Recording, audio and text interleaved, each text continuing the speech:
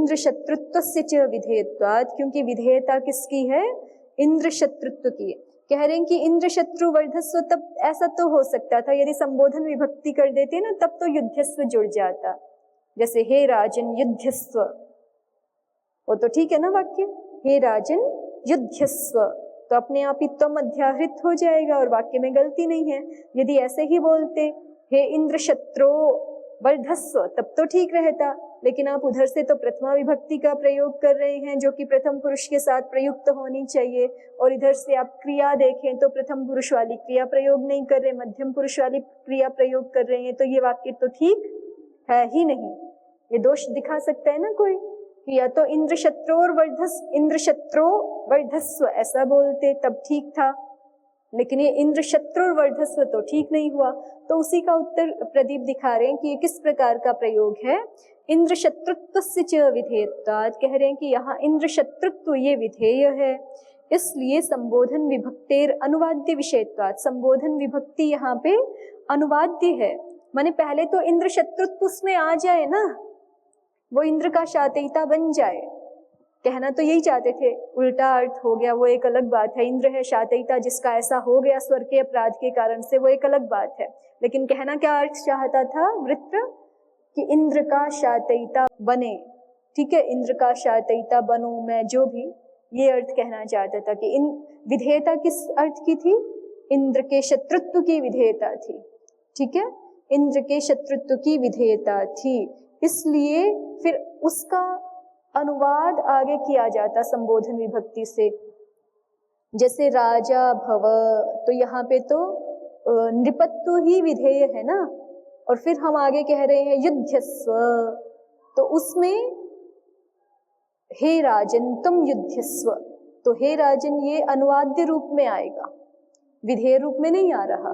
तो इसी तरह से यहाँ पे कह रहे हैं इंद्र शत्रुत्वस्य च विधेयत्वात्, इंद्र शत्रुत्व के विधेय होने के कारण से संबोधन विभक्तेर अनुवाद्य विषयत्वात्, और संबोधन विभक्ति के अनुवाद्य विषय वाला होने से इहा अभावः, यहाँ पे संबोधन विभक्ति का प्रयोग नहीं किया है। जैसे राजा भव युद्धस्व, यहाँ पे संबोधन विभक्ति प्रयोग करने की आवश्यकता नहीं है, अपने आप गम्यमान है। राजा भव, यहाँ पे भी कोई दोष दिखा सकता है नहीं तो, कि यहाँ कैसे होगा राजा भव, यहाँ तो आप राजा प्रथमांत बोल रहे हो, आगे बोल रहे हो युद्धस्व, ठीक है, युद्धताम ऐसा तो नहीं बोल रहे, युद्धस्व बोल रहे हो आप तो, ठीक है, युद्धताम बोलते तो ठीक था ना, प्रथम पुरुष की क्रिया प्रयोग करते, तो राजा भव युद्धस्व बोल रहे हो, तो इसका मतलब बीच में जो संबोधन विभक्ति है वो अपने आप अध्याहृत हो जाएगी। हाँ, राजा भव, तो वहां पे तुम ही है ना, राजा, तुम राजा भव, तुम राजा हो जाओ, और युद्धस्व, और फिर युद्ध करो, ठीक है। तो फिर वहां पर भी जो है वो हे राजन तुम युद्धस्व, ऐसा ही तो है, तुम राजा भव और तुम युद्धस्व, ऐसा ही तो अध्याहृत होगा। तो ऐसे ही यहाँ पे कह रहे हैं कि पहले तो इंद्र शत्रुत्व विधेय है कि तुम इंद्र के शातयिता हो जाओ, और फिर इंद्र शत्रु तुम वर्धस्व, हे इंद्र शत्रु तुम बढ़ो, ठीक है। तो लेकिन प्रथमांत के साथ तो नहीं प्रयोग हो सकता ना, इंद्र शत्रु वर्धस्व, ये तो ठीक ठीक नहीं बैठेगा। या तो हे इंद्र शत्रु वर्धस्व ऐसा बन सकता था, या तो फिर आप जो है वो इंद्र शत्रुर्वर्धताम ऐसा बोलते तो बन सकता था। तो इंद्र शत्रुर्वर्धताम तो बोला नहीं है, इंद्र शत्रुर्वर्धस्व बोला है, तो उसका अर्थ यही बता रहे हैं कि बीच में संबोधन विभक्ति को अनुवाद्य विषय समझ लेना चाहिए। इंद्र शत्रुत्व विधेय है और बीच में संबोधन विभक्ति है, हे इंद्र शत्रु, ठीक है। अनुवाद्य विषय होने से उसका यहाँ प्रयोग नहीं किया, माने अपने आप भी विभक्ति विपरिणाम होकर के कुछ अर्थ गम्यमान हो जाते, उनको कहने की आवश्यकता होती नहीं है। अब आगे देखिए, उह्यमानस्य चामन्त्रत्वात् यज्ञ कर्मणीति जपादिपर्युदासेन मंत्राणामेक श्रुतिर्विधीयमाना नेह भवति। वैसे प्रदीप ने पहले तो स्वयं ही कहा है इंद्र शत्रुर्वर्धस्व इति मंत्र उहितः, कि इंद्र शत्रुर्वर्धस्व इस मंत्र की उहा की, ठीक है। अब कोई कहे कि मंत्र में तो एक श्रुति भी हो सकती है, तो यहाँ स्वर का दोष क्यों दिखा रहे हैं? क्या पता उसने एक श्रुति बोला हो। तो कह रहे हैं कि नहीं, यहाँ पे ये जो है ना मंत्र है ही नहीं। उष्यमानस्य च आमंत्रित्वात्, ऐसे पीछे भी ये बात आई थी, जहाँ ऊहा दिखाई थी वहां पे दिखाया था ना कि जितना उष्यमान भाग होता है उसका मंत्रत्व नहीं होता, वो तो अन्य जो समान पद प्रयुक्त हो रहे होते हैं वहां पर, उसके कारण से उसका मंत्रत्व स्वीकार कर लिया जाता है, वहां मंत्रत्व की प्रत्यभिज्ञा हो जाती है। जो उष्यमान पद है उसका मंत्रत्व नहीं होता, ये बात आई थी पीछे भी। उसी तरह से यहाँ पर भी कह रहे हैं कि उष्यमानस्य च आमंत्रित्वा, जो उष्यमान है उसका आमंत्रित्व होता है। इसलिए कोई कहे कि यज्ञ कर्मणि जपन्युंख सामसु, यज्ञ कर्मण्य जपन्युंख सामसु, यज्ञ कर्म में एक श्रुति हो जाती है, जप आदि को छोड़ करके ये कहा है।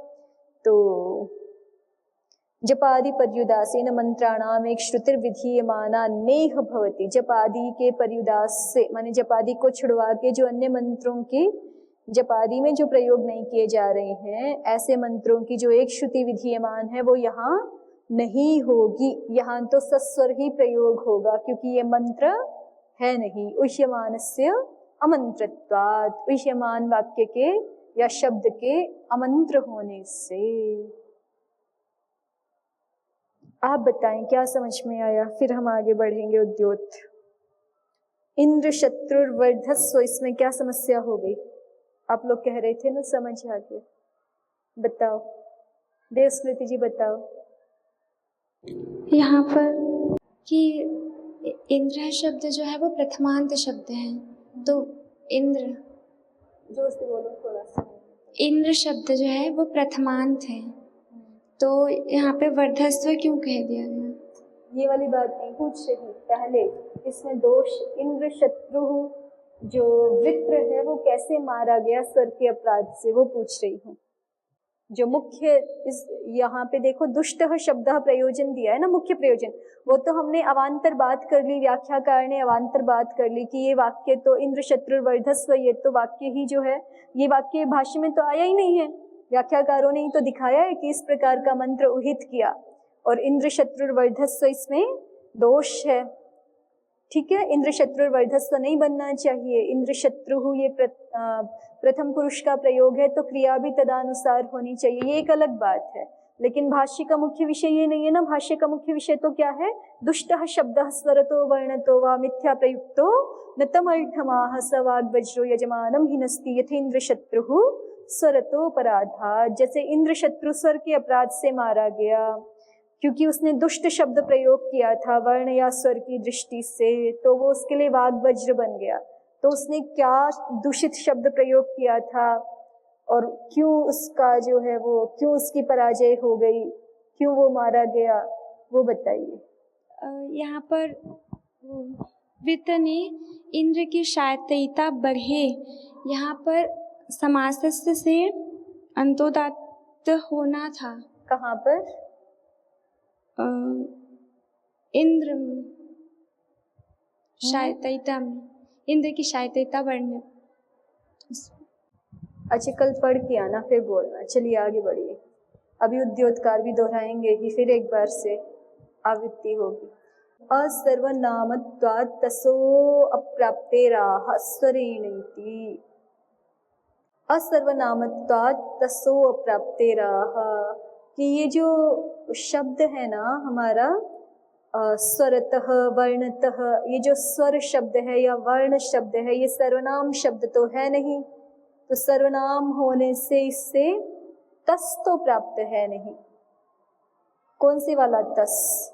पंचम्यास तसिल वाले तसिल की बात कर रहे हैं, उसका भी तस शेष रहता है ना, और वो सर्वनाम से विहित है।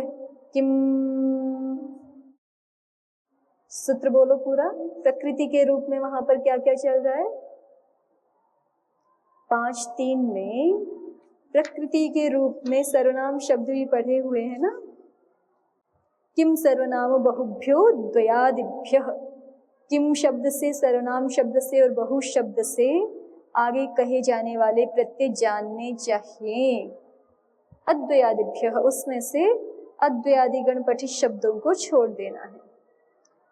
ठीक, तो प्रकृति के रूप में ये किम सर्वनाम और बहु शब्द यहाँ पढ़े हुए हैं।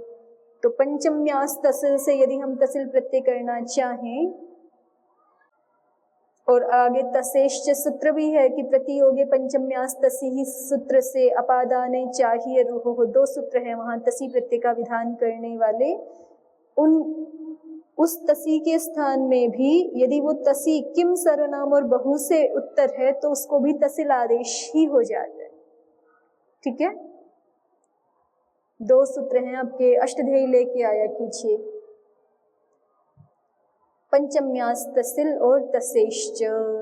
पंचम्यंत जो किम सर्वनाम और बहु शब्द है उनसे तसिल प्रत्यय होता ही है। और अग्रिम सूत्र है तसेश्च, तसी प्रत्यय के स्थान में भी तसिल हो जाता है। कौन सा तसी प्रत्यय? तो प्रतियोगे पंचम्यास तसी ही सूत्र से विहित या अपादाने चाहिए रूहो सूत्र से विहित तसी प्रत्यय, यदि वो किससे उत्तर होगा? किम सर्वनाम बहुभ्य, इन प्रकृतियों से उत्तर यदि 5-4 वाला तसी भी होगा तो उसके स्थान में भी तसिल आदेश हो जाता है। तसी को तसिल वचन क्यों कर रहे हैं? क्योंकि दोनों का तो तस ही शेष रहता है, तो उसको बता रहे हैं कि नहीं, स्वर में अंतर आ जाएगा। ठीक है, तसेस तसिल वचनम स्वरार्थम विभक्ति अर्थम च, स्वर के अंतर के लिए और विभक्ति अर्थ की प्राप्ति के लिए ऐसा करा रहे हैं। तो चलिए, उद्योतकार ये कह रहे हैं कि यहाँ पर तस की प्राप्ति नहीं है, असर्वनामता तसो अप्राप्ते है। मुख्य रूप से किम सर्वनाम बहुभ्य में मुख्य प्रकृति तो सर्वनाम ही है ना, किम और बहु तो एक एक विशिष्ट शब्द है।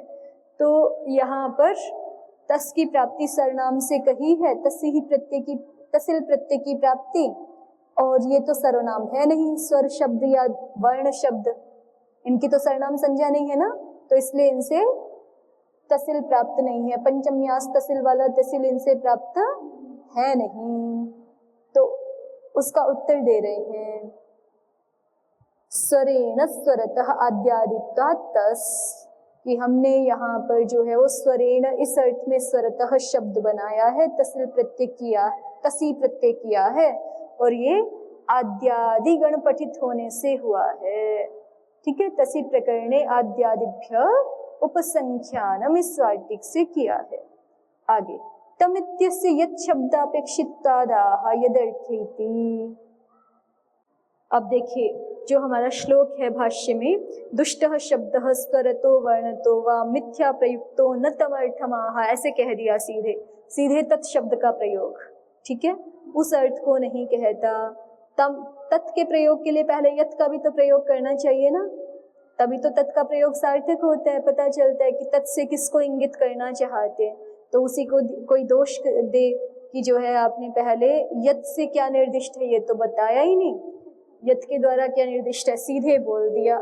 मिथ्या प्रयुक्तो न तमर्थमाह, मिथ्या प्रयुक्त हुआ उस अर्थ को नहीं कहता। तो यत्, उसी को उद्योत ने लिखा है, देखिए, तमित्यस्य यत् शब्दापेक्षित्वादाह, तम ये चूंकि यश शब्द का अपेक्षी है, उसकी अपेक्षा करने वाला है, इसलिए प्रदीपकार ने मिथ्या प्रयुक्तः का अर्थ यहाँ से प्रारंभ किया, यत् से। यदर्थ प्रतिपादनाय प्रयुक्तः, जिस अर्थ के प्रतिपादन के लिए प्रयुक्त किया गया था, स्वर दोष या वर्ण दोष के कारण से अर्थांतरम प्रतिपादयन, अर्थांतर को प्रतिपादित करता हुआ, ना अभिमतम अर्थमाह, अभिमत अर्थ को नहीं कहता है। तो मिथ्या प्रयुक्तः इत्यस्य विवरणम ततो अर्थांतरमिति, मिथ्या प्रयुक्तः का विवरण किया है, ततो अर्थांतरम प्रतिपादयन। ठीक, आगे बढ़े। न केवलम तदर्थम नाह इति एतावत्, और मिथ्या प्रयुक्त शब्द केवल इतना ही नहीं वो करता है कि न केवलम तदर्थम नाह, केवल इतनी ही घटना वहां नहीं घटती है कि उस अर्थ को नहीं कहता है, इतना ही नहीं, किंतु प्रत्यवाय उत्पादन द्वारा हिंसकोपि, किंतु वो दोष के उत्पादन द्वारा, प्रत्यवाय के उत्पादन द्वारा हिंसक भी होता है मिथ्या प्रयुक्त शब्द। इसको दिखा रहे हैं, सवाग वज्रः यजमानम हिनस्ति यथेन्द्र शत्रुः स्वरतोपराधात्, ऐसा बोल करके आगे बढ़िए। यथा अध्वर्युकृताद् होमाद यजमाने धर्मोत्पत्ति।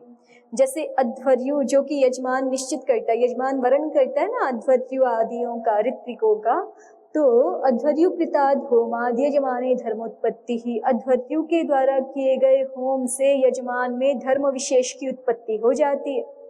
ठीक है, उससे उसको स्वर्ग आदि का जो भी जिस अभिष्ट को लेकर के वो याग किया गया है, होम किया गया है, उसको प्राप्त होता है यजमान को।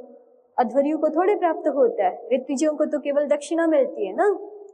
ठीक है, अध्वर्यु आदियों को केवल यजमान जो है वो दक्षिणा प्रदान करते हैं, लेकिन होम का फल तो किसको प्राप्त होता है?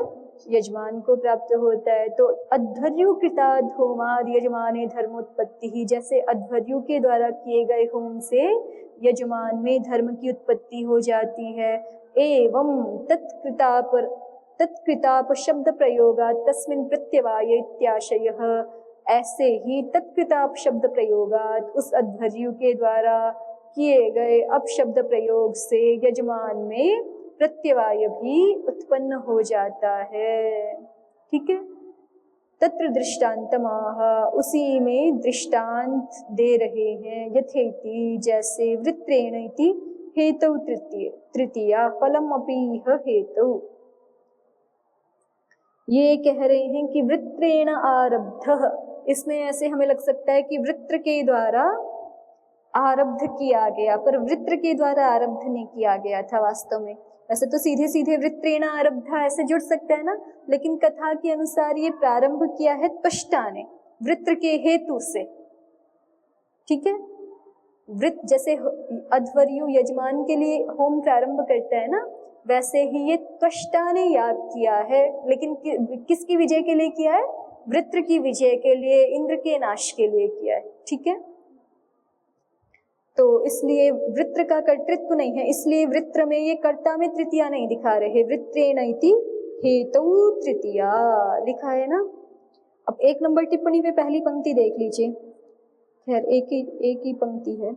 अत्र वृत्रस्य न कर्तृत्वम किंतु त्वष्टुरेव इति शतपथे स्पष्टम। ये कथा है शतपथ ब्राह्मण में, तो वहां पे वृत्र का कर्तृत्व नहीं है, त्वष्टा का कर्तृत्व है। तो इसका मतलब ये कर्ता में तृतीया नहीं है। ठीक है, तो हेतु में तृतीया है। फिर त्वष्टा ने प्रारंभ किया, इस पंक्ति से हमें पता चल रहा है ना, वृत्र का कर्तृत्व नहीं है, त्वष्टा का कर्तृत्व है। तो त्वष्टा ने याग प्रारंभ किया, लेकिन किसके हेतु से किया? वृत्र के हेतु से किया। वृत्रेण इति हेतु तृतीया, वृत्रेण ये हेतु में तृतीया है। और फलमपि इह हेतु, और फल भी यहाँ हेतु है। फल भी माने जो वो वृत्र की विजय चाहता है वो भी यहाँ हेतु है, या जो है इंद्र का नाश चाहता है वो भी हेतु है।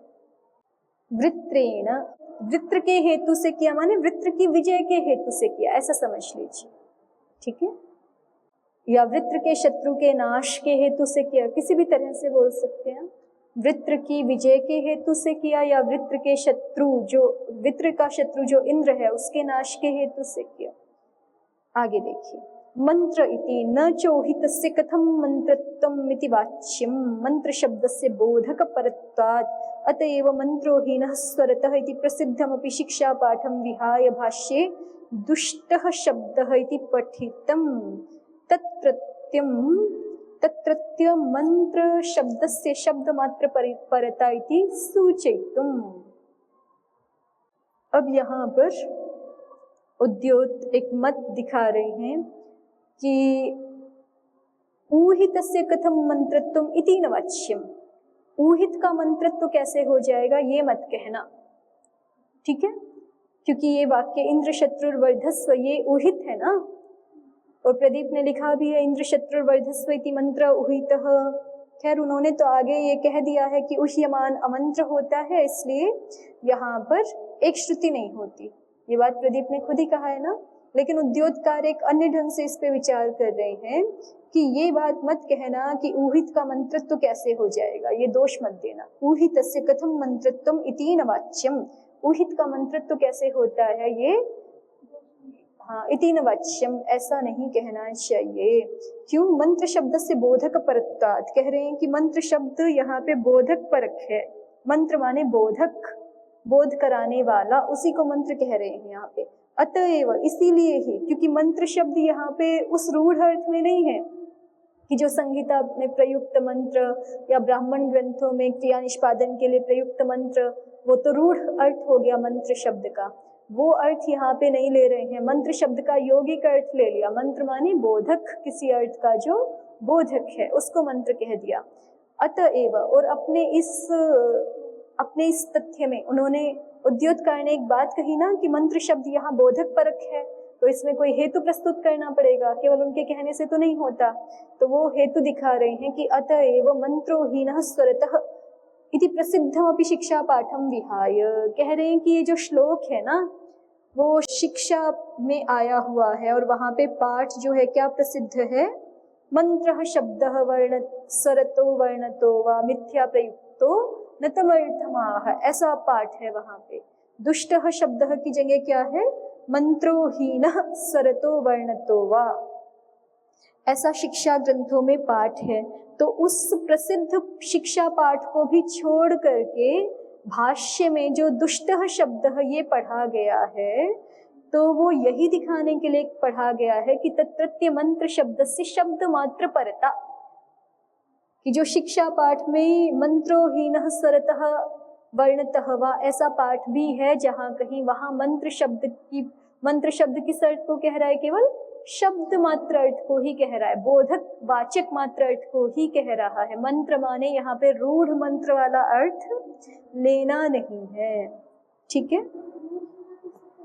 हाँ, अभी बताया ना, जो संहिता में है या फिर जो ब्राह्मण ग्रंथों में क्रिया के निष्पादन के लिए जिन वाक्यों का मंत्रत्व स्वीकार किया गया है, जो वहाँ पढ़े हुए हैं क्रिया निष्पादन वाक्य, जिनको बोल करके हम जो है वो किसी शाकल्य आदि का निर्वपन करते हैं या फिर कोई क्रिया करते हैं, क्रिया में विनियोग जिन वाक्यों का है उनका मंत्रत्व, या फिर संहिता के वाक्यों का मंत्रत्व तो है ही, तो उसको हम रूढ़ कह रहे हैं। ठीक? तो वो रूढ़ दृष्टि से यहाँ मंत्र शब्द नहीं लिया गया है। मंत्रोहीनः स्वरतः वर्णतः वा में केवल मंत्र का अर्थ वहाँ पे शब्द ही है, बोधक ही है। इसी को दिखाने के लिए भाष्यकार ने जो प्रसिद्ध पाठ है इस श्लोक का, मंत्रोहीनः स्वरतः वर्णतो वा मिथ्या प्रयुक्तो न तमर्थमाह, ऐसा भी पाठांतर प्राप्त होता है शिक्षा ग्रंथों में और वो प्रसिद्ध भी है। लेकिन फिर भी उसको छोड़ करके भाष्यकार ने दुष्टः शब्दः स्वरतो वर्णतो वा ये पढ़ा है।